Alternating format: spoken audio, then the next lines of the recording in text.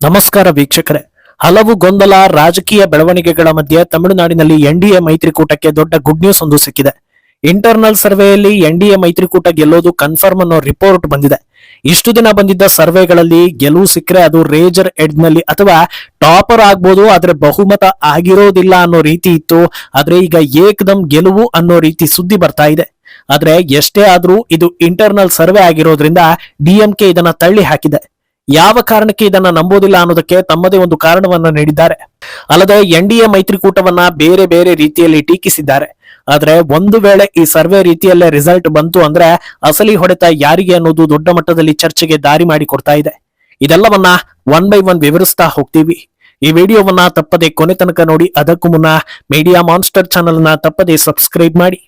S, ಈ ಬಾರಿ election ನಡೀತಾ ಇರೋ ಎಲ್ಲಾ ರಾಜ್ಯಗಳಲ್ಲೂ ಬಿಜೆಪಿ ಮೇಲೆ ಕುತೂಹಲ ಹಾಗೂ ನಿರೀಕ್ಷೆ ಹೆಚ್ಚುವಂತಾಗಿದೆ. ಬಂಗಾಳ ನೋಡಿದ್ರೆ ಅದು ಮಮತಾ ಭದ್ರಕೋಟೆ. ಈ ಸಾರಿ ಅದನ್ನ ಬ್ರೇಕ್ ಮಾಡಿ ಅಧಿಕಾರಕ್ಕೆ ಬರೋ ಸವಾಲು. ಅಸ್ಸಾಂ ನೋಡಿದ್ರೆ ಒಂದು ಕಾಲದಲ್ಲಿ ಕಾಂಗ್ರೆಸ್ ಭದ್ರಕೋಟೆ, ಅದು ಈಗ ಕಮಲ ಕೋಟೆಯಾಗಿದೆ ಅನ್ನೋದನ್ನ ತೋರಿಸೋ ಸವಾಲು. ಕೇರಳ ಅಂದ್ರೆ ಅಲ್ಲಿ ಬಿಜೆಪಿ ಎಲ್ಲಿ ಅನ್ನೋ ಕಾಲ ಇತ್ತು, ಆದ್ರೆ ಈ ಬಾರಿ ನಾವು ಪೈಪೋಟಿಯಲ್ಲಿ ಇದ್ದೇವೆ ಅಂತ ತೋರಿಸೋ ಸವಾಲು. ಇನ್ನು ದ್ರಾವಿಡ ನಾಡು ಅಂತ ಲೇಬಲ್ ಆಗಿರೋ ತಮಿಳುನಾಡು, ಇಲ್ಲಿ ಬಿಜೆಪಿ ತನ್ನ ಪರಿಚಯವನ್ನ ಸ್ಟ್ರಾಂಗ್ ಆಗಿ ಮಾಡ್ಕೊಂಡಿದೆ. ಆದ್ರೆ ನೇರವಾಗಿ ಏಕಾಂಗಿಯಾಗಿ ಅಧಿಕಾರಕ್ಕೆ ಬರೋ ಮಟ್ಟಕ್ಕೆ ಇನ್ನೂ ಬೆಳೆದಿಲ್ಲ. ಆದ್ರೆ ಮೈತ್ರಿ ಮೂಲಕ ಈ ಬಾರಿ ಬರ್ತೀವಿ ಅನ್ನೋ ಆತ್ಮವಿಶ್ವಾಸವನ್ನ ಹೆಚ್ಚಿಸ್ತಾ ಇರೋದು ಈಗ ಬಂದಿರೋ ಆಂತರಿಕ ಸರ್ವೆ. ಅಂದಹಾಗೆ ಈ ಇಂಟರ್ನಲ್ ಸರ್ವೆ ಬಗ್ಗೆ ಮಾಹಿತಿ ಬಿಚ್ಚಿಟ್ಟಿರೋದು ಇಂಡಿಯಾ ಟುಡೇ ಮಾಧ್ಯಮ. ನಮಗೆ ಸಿಕ್ಕಿರೋ ಅತ್ಯಂತ ಮಹತ್ವದ ಸುದ್ದಿ ಅಂತ ಹೇಳಿ ವರದಿ ಮಾಡಿರೋ ಅವರು ಎಐಎಡಿಎಂಕೆ ಟೀಮ್ ಮಾಡಿಸಿರೋ ಈ ಇಂಟರ್ನಲ್ ಸರ್ವೆಯಲ್ಲಿ ಎನ್ಡಿಎ ಫುಲ್ ಮೆಜಾರಿಟಿಯಲ್ಲಿ ಗೆಲ್ಲಲಿದೆ. ಬರೋಬ್ಬರಿ 64% ಜನರ ಅನಿಸಿಕೆ ಎನ್ಡಿಎ ಅಧಿಕಾರಕ್ಕೆ ಬರುತ್ತೆ ಅನ್ನೋದು. ಡಿಎಂಕೆಗೆ ಇರೋದು ಕೇವಲ 23% ಮಾತ್ರ. ಸೀಟ್ ಲೆಕ್ಕಾಚಾರದಲ್ಲಿ ಹೇಳೋದಾದ್ರೆ 135ರಿಂದ 140 ಸೀಟ್ ಗ್ಯಾರಂಟಿ ಅನ್ನೋದನ್ನ ತಿಳಿಸಿದೆ. ಎಷ್ಟು ದಿನಗಳ ಕಾಲ 5ರಿಂದ 10 ಸೀಟ್ ಮುನ್ನಡೆ ಅನ್ನೋದನ್ನ ತೋರಿಸ್ತಾ ಇದ್ರು. ಆದ್ರೆ ಈಗ ಆಂತರಿಕ ಸರ್ವೆ ಫುಲ್ ಮೆಜಾರಿಟಿಗೆ ಬಂದಿದೆ. ತಮಿಳುನಾಡಿನಲ್ಲಿ ಅಧಿಕಾರ ಹಿಡಿಯೋದಕ್ಕೆ ಬೇಕಾಗಿರೋದು 118 ಸೀಟ್. ಆದ್ರೆ 135ರಿಂದ 140 ಅಂದ್ರೆ ಸರಾಸರಿ 20 ಸೀಟ್ಗಳ ಅಂತರ ಇದೆ. ಅಲ್ಲಿಗೆ ಸ್ವಲ್ಪ ಆಚೆ ಈಚೆ ಆದ್ರೂ ಅಧಿಕಾರವನ್ನ ತಪ್ಪಿಸೋದಕ್ಕೆ ಸಾಧ್ಯವಿಲ್ಲ ಅನ್ನೋದು ಕ್ಲಿಯರ್ ಆಗ್ತಾ ಇದೆ. 64% ಜನರ ಅಭಿಪ್ರಾಯಗಳು ಆಡಳಿತ ವಿರೋಧಿ ಅಲೆ ಇದೆ ಅನ್ನೋದನ್ನ ಸ್ಪಷ್ಟವಾಗಿ ನೀಡ್ತಾ ಇದೆ.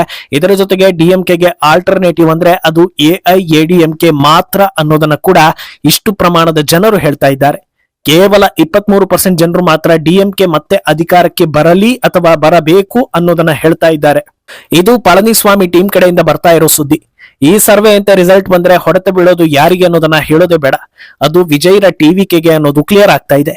ಯಾಕಂದ್ರೆ ವಿಜಯ್ ಕ್ರೇಜ್ ನಿಂದಾಗಿ ಸುಮಾರು 12% ವೋಟ್ ಶೇರ್ ಬರ್ತಾ ಇದೆಯೇ ಹೊರತು ಅವರ ಪಕ್ಷವನ್ನ ಜನರು ಡಿಎಂಕೆಗೆ ಆಲ್ಟರ್ನೇಟಿವ್ ಅಂತ ಪರಿಗಣಿಸಿಲ್ಲ ಅನ್ನೋದು ಇಲ್ಲಿ ಕ್ಲಿಯರ್ ಆಗ್ತಾ ಇದೆ. ಅಲ್ಲಿಗೆ ವಿಜಯ್ ಅನಿವಾರ್ಯ ಅಲ್ಲ ಅನ್ನೋ ರೀತಿ ಮೆಸೇಜ್ ಪಾಸ್ ಆಗಿದೆ. ಇದೇ ಆತ್ಮವಿಶ್ವಾಸ ಎಐಎಡಿಎಂಕೆ ಟೀಮ್ ನಲ್ಲಿ ಇದೆಯಾ ಅನ್ನೋ ಚರ್ಚೆ ಶುರುವಾಗಿದೆ. ಯಾಕಂದ್ರೆ ಎನ್ಡಿಎ ಜೊತೆಗೆ ಟಿವಿಕೆ ಸೇರ್ಪಡೆ ರೂಮರ್ಗಳು ದೊಡ್ಡದಾದ ಹೊತ್ತಲ್ಲೇ ಬಿಜೆಪಿ ನಾಯಕರು ಇಲ್ವೇ ಇಲ್ಲ ಅಂತ ಹೇಳಿದ್ರು. ಅಣ್ಣಾಮಲೈ ಹಾಗೂ ಅಧ್ಯಕ್ಷ ನಯನಾರ್ ನಾಗೇಂದ್ರನ್ ಕೂಡ ಇದನ್ನ ತಳ್ಳಿ ಹಾಕಿದ್ರು. ಟಿವಿಕೆ ಕೂಡ ಸೈದ್ಧಾಂತಿಕ ವೈರಿ ಅಂತ ಹೇಳಿ ತಳ್ಳಿ ಹಾಕ್ತು. ಆದ್ರೆ ಎಐಎಡಿಎಂಕೆ ಯಾಕೆ ಸೈಲೆಂಟ್ ಆಗಿದೆ, ಇನ್ನೂ ಬಾಗಿಲನ್ನ ಓಪನ್ ಮಾಡಿ ಇಟ್ಟಿದ್ಯಾ ಅನ್ನೋ ಚರ್ಚೆ ನಡೀತಾ ಇತ್ತು. ಆದ್ರೆ ಕೆಲ ದಿನಗಳ ಹಿಂದೆ ಪಳನಿಸ್ವಾಮಿ ಕೂಡ ಯಾವುದೇ ಕಾರಣಕ್ಕೂ ಟಿವಿಕೆ ಜೊತೆ ಮೈತ್ರಿ ಇಲ್ಲ, ನಾವು ಈಗಿರೋ ಪಕ್ಷಗಳೇ ಸಾಕು, ಸ್ಟ್ರಾಂಗ್ ಆಗಿದ್ದೇವೆ, ಫೈಟ್ ಮಾಡ್ತೀವಿ ಅನ್ನೋದನ್ನ ಹೇಳಿದ್ರು. ಆರಂಭದಲ್ಲಿ ಹಲವು ಸಲ ಆಫರ್ ಕೊಟ್ಟು ಈಗ ಬೇಡ ಅಂತಾರೆ ಅಂದ್ರೆ ಇಂಟರ್ನಲ್ ಸರ್ವೆ ಪಳನಿಸ್ವಾಮಿಯ ಕಾನ್ಫಿಡೆನ್ಸ್ ಅನ್ನ ಹೆಚ್ಚಿಸಿದೆ ಅನ್ನೋ ರೀತಿಯ ಟಾಕ್ ಶುರುವಾಗಿದೆ. ಆದ್ರೆ ಈಗ ಲಾಕ್ ಆಗಿರೋದು ಮಾತ್ರ ವಿಜಯ್. ಯಾಕಂದ್ರೆ 2 ದಿನಗಳ ಹಿಂದೆ ಇಫ್ತಾರ್ ಕೂಟದಲ್ಲಿ ಭಾಗಿಯಾಗಿ ಮುಸ್ಲಿಂ ಸ್ಟೈಲ್ ಉಡುಗೆ ತೊಡುಗೆಯನ್ನ ಧರಿಸಿ ಟೋಪಿ ಹಾಕಿ ನಾವು ಬಿಜೆಪಿ ಜೊತೆಗೆ ಮೈತ್ರಿ ಆಗೋದಿಲ್ಲ ಅಂತ ನೇರವಾಗಿ ಹೇಳಿದ್ರು. ಈ ಜಾಗದಲ್ಲಿ ನಿಂತು ಹೇಳಿದ್ಮೇಲೆ ಮೈತ್ರಿ ಇಲ್ಲ ಅಂತಲೇ ಲೆಕ್ಕ ಅನ್ನೋ ಕನ್ಕ್ಲೂಷನ್ಗೆ ಎಲ್ಲರೂ ಬಂದಿದ್ದಾರೆ.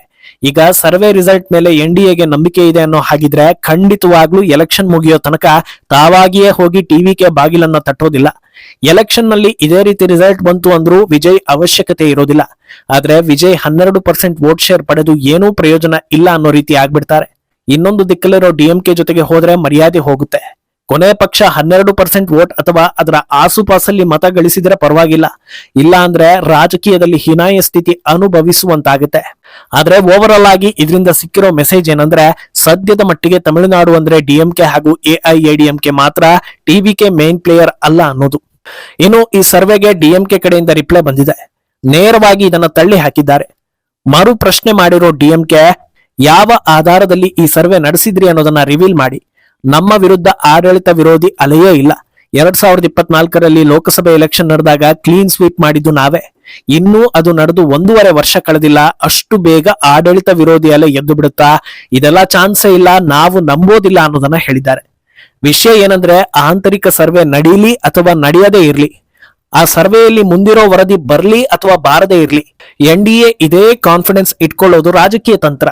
ಅದೇ ರೀತಿ ಸರ್ವೆ ನಿಜವೇ ಆಗಿದ್ರೂ ಅದನ್ನ ತಳ್ಳಿ ಹಾಕಿ ನಮ್ಮ ಆತ್ಮವಿಶ್ವಾಸ ಕುಗ್ಗಿಲ್ಲ ಅಂತ ಹೇಳೋದೇ DMK ತಂತ್ರ. ಆದ್ರಿಂದ ಫೈನಲ್ ರಿಸಲ್ಟ್ ಬರೋ ತನಕ ಯಾವುದನ್ನು ನಂಬೋದಕ್ಕಾಗಲ್ಲ ಅನ್ನೋದು ವಾಸ್ತವ. ಆದ್ರೆ ಸ್ಟಾಲಿನ್ ಏನೋ 2024ರ ಕ್ಲೀನ್ ಸ್ವೀಪ್ ಉದಾಹರಣೆಯನ್ನ ಕೊಡ್ತಾ ಇದ್ದಾರೆ. ಆದ್ರೆ ಆಡಳಿತ ವಿರೋಧಿ ಅಲೆ ಇದೆ ಅನ್ನೋದು ಅದೇ ಎಲೆಕ್ಷನ್ ನಲ್ಲಿ ಸಾಬೀತಾಗಿತ್ತು. ಆದ್ರೆ DMK ಬಚಾವಾಯಿತು. ಯಾಕಂದ್ರೆ ಎಲೆಕ್ಷನ್ ಬಳಿಕದ ರಿಸಲ್ಟ್ ಅನ್ನ ಕ್ಲಿಯರ್ ಆಗಿ ನೋಡಿದಾಗ ಕಂಡು ಬಂದಿದ್ದೇನೆಂದ್ರೆ, DMK ಆಲ್ಮೋಸ್ಟ್ ಎಲ್ಲಾ ಕ್ಷೇತ್ರಗಳಲ್ಲೂ ಕಡಿಮೆ ಅಂತರದಲ್ಲಿ ಗೆದ್ದಿದೆ. ಒಂದು ವೇಳೆ ಬಿಜೆಪಿ ಹಾಗೂ AIADMK ಮೈತ್ರಿ ಆಗ್ಲೇ ನಡೆದಿದ್ರೆ NDAಗೆ 34 ಸೀಟ್ ಬರ್ತಾ ಇತ್ತು ಅನ್ನೋದು. 39 ಸೀಟ್ ಇರೋ ರಾಜ್ಯದಲ್ಲಿ 34 ಸೀಟನ್ನ NDA ಪಡೆದಿದ್ರೆ ಉಳಿತಾ ಇದ್ದಿದ್ದು 5 ಸೀಟ್ ಮಾತ್ರ. ಅಲ್ಲಿಗೆ ಯಾವ ರೇಂಜ್ಗೆ ಆಡಳಿತ ವಿರೋಧಿ ಅಲೆ ಇದೆ ಅನ್ನೋದು ಅಂದೇ ಕಾಣಿಸ್ತಾ ಇತ್ತು. ಆದ್ರೆ ಆಗ ಪ್ರತ್ಯೇಕ ಸ್ಪರ್ಧೆಯಿಂದ ಹಿನ್ನಡೆ ಆಯ್ತು ಅನ್ನೋ ಕಾರಣ ಕೊಟ್ರು. ಅದರ ಬಳಿಕವೇ ಮರುಮೈತ್ರಿ ಆಗಿದ್ದು ಅನ್ನೋದು ವಾಸ್ತವ.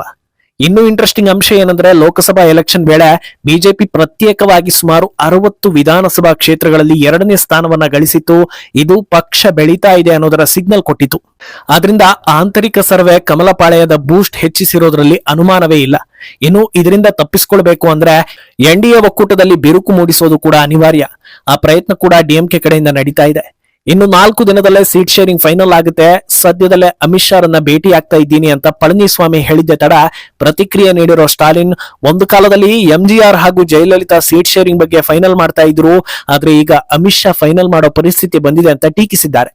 ಆದ್ರೆ ಈವರೆಗೆ ಮೈತ್ರಿ ಬಂದು ನಿಂತಿರೋದ್ರಿಂದ ಈ ಹೇಳಿಕೆಗಳಿಂದ ವಿಚಲಿತರಾಗೋ ಸಾಧ್ಯತೆ ಕಡಿಮೆ ಇದೆ. ಆದ್ರೆ ಈಗ ಒಕ್ಕೂಟಕ್ಕೆ ಇರೋ ಸವಾಲ್ ಪವರ್ ಶೇರಿಂಗ್. ಯಾವುದೇ ಕಾರಣಕ್ಕೂ ಪವರ್ ಶೇರಿಂಗ್ ಇಲ್ಲ ಅಂತ ಪಳನಿಸ್ವಾಮಿ ಸಾಕಷ್ಟು ಸಲ ಹೇಳಿದ್ದಾರೆ.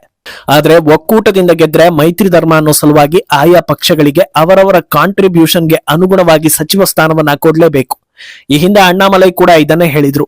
NDA ಒಕ್ಕೂಟದಲ್ಲಿ ಹಲವು ಪಕ್ಷಗಳ ಜೊತೆಗೆ ಬಿಜೆಪಿ ಕೂಡ ಇದೆ, ಉಳಿದವರಿಗೆ ಪಾಲು ಕೊಡುವಾಗ ಬಿಜೆಪಿಗೂ ಪಾಲು ಸಿಗಲೇಬೇಕಲ್ವಾ ಅಂತ ಕೇಳಿದ್ರು.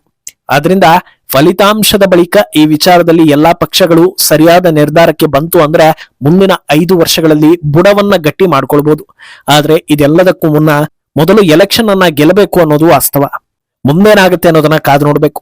ಈ ಬಗ್ಗೆ ನಿಮ್ಮ ಅಭಿಪ್ರಾಯವನ್ನ ತಪ್ಪದೆ ಕಮೆಂಟ್ ಮೂಲಕ ತಿಳಿಸಿ.